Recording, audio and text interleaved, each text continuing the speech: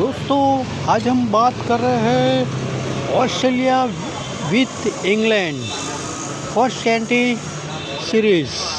उसमें ऑस्ट्रेलिया ने 179 किया 19.3 बॉल ओवर में।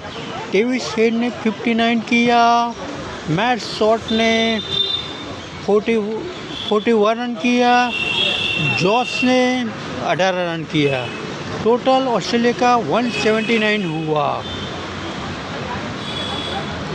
और इंग्लैंड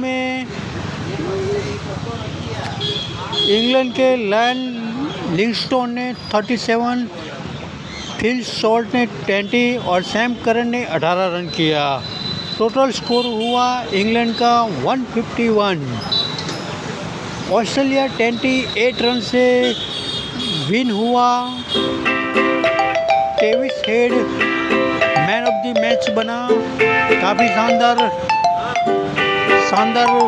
बैटिंग किया डेविस